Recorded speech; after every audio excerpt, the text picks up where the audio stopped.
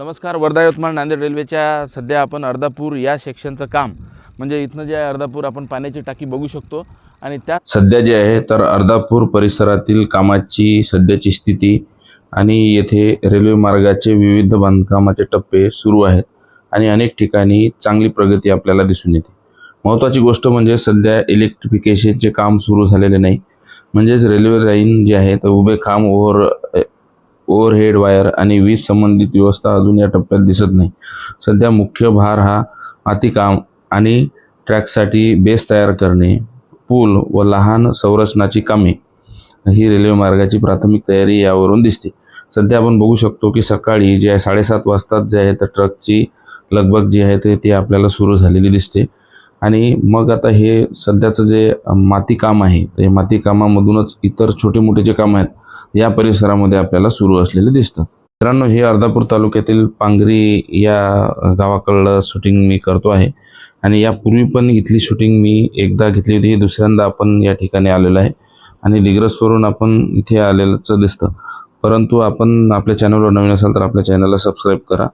आणि आता या परिसरात जे आपल्याला कामाची परिस्थिती दिसते तर ही परिस्थिती 1.5 ते 2 वर्षापूर्वी दिग्रस आणि दारवा या परिसरामध्ये आपल्याला चालू असलेली दिसते.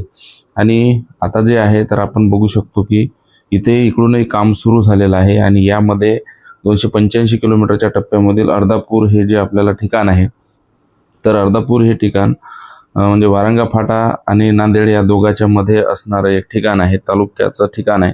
आणि इथून मग आपल्याला वारंगा फाट्यापासून जे आहे तर हदगावपर्यंतचा टप्पा तिथेही काम याचं असलेलं दिसतं. परंतु यामध्ये मग तिथून जे आहे तर हदगाव ते उमरखेड या परिसरामध्ये साधारणतः 10 किलोमीटरचा टप्पा आहे. परंतु उमरखेड ते पुसद हा जो 45 किलोमीटरचा जो बेंच आहे तर त्या ठिकाणी आपल्याला टनल असलेले दिसतात. आणि इथे जे काम आहे सध्या टनल वगैरे या भागामध्ये नाही आहे, कारण सपाट जमीन आहे आणि पुलांची जी संख्या आहे ती इतर याच्या तुलनेने म्हणजे जसं उमरखेड आणि पुसद आणि दिग्रस हा जो 92 किलोमीटरचा टप्पा आहे तर त्या 92 किलोमीटरच्या टप्प्यामध्ये आपल्याला साधारण 90पेक्षा जास्त लहान मोठे पूल असलेले दिसतात.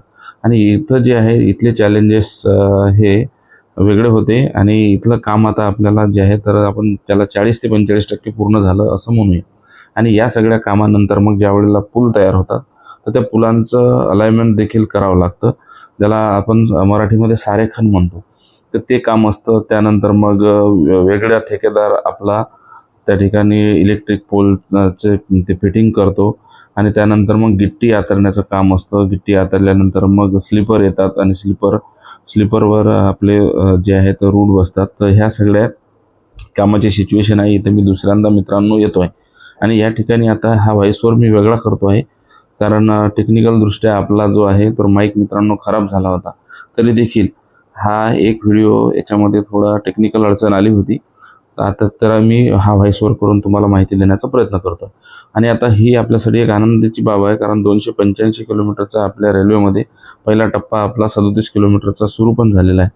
आणि आता पुसद आणि दारवा आणि दिग्रस हा जो आपण भाग पाहतो तर आता दारवा परिसरामध्ये ट्रॅक लेअरिंग सुरू झालेलं आहे आणि दिग्रसमध्ये पण आता एखाद्या महिन्यात ट्रॅक लेअरिंग सुरू होणार आहे. आणि आपल्याकडं पण आता जे ट्रॅक लेअरिंगचं काम आहे तर त्या याच्यामध्ये खरा जो आपला आहे टप्पा तो उमरखेड आणि पुसद यामध्ये आणि दिग्रसपर्यंत मित्रांनो 90 किलोमीटरमध्ये आपल्याला 6 मोठ्या टनल आहेत. ते टनल झाल्यानंतर मग इकडलंही काम आपल्याला साधारणतः 5-6 महिने आपण 1 वर्ष आपण असं समजूया की दिग्रस आणि दारवा या परिसरापेक्षा आपल्या इकडं काम थोडं. परंतु मित्रांनो, खरा तर हा आपला प्रोजेक्ट जो आहे तर विदर्भ आणि मराठवाडा या दोन याला जोडणार आहे. आणि आपण साईडलाच बघू शकतो की इथूनच तो हायवे गेलेला आहे, ज्याला आपण नॅशनल हायवे 361 म्हणतो.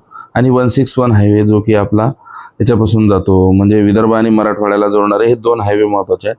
परंतु रेल्वे आपल्या या दोन्ही भागामध्ये नव्हती, ज्यामध्ये आपण पाहतो की आपला अर्धापूर असेल, हदगाव असेल, उमरखेड असेल, पुसद असेल, दिग्रस, दारवा या सगळ्या आणि वर्ध्यापर्यंत आपल्याला जेवढे मित्रांनो कळंब असेल तालुका या सगळ्या तालुक्यांना आपली आता कनेक्टिव्हिटी वाढणार आहे.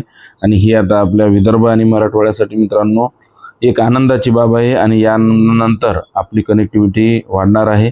विद्यार्थ्यांचं शिक्षण असेल, त्यानंतर ट्रॅव्हलिंग असेल आणि इतरही याला आपल्याला कुठेही भारतभर भ्रमण करायचं असेल तर हा रस्ता जो आहे आपला तर तो दिल्लीला जोडण्यामध्ये, ज्या आपण पाहतो वाशिम मार्गे दिल्लीला गाड्या जातात तर त्या डायरेक्ट वर्धा मार्गे डायरेक्ट कनेक्ट झाल्यानंतर या माध्यमातून आपल्याला 200 किलोमीटरपर्यंतचं अंतर मित्रांनो हे वाचणार आहे.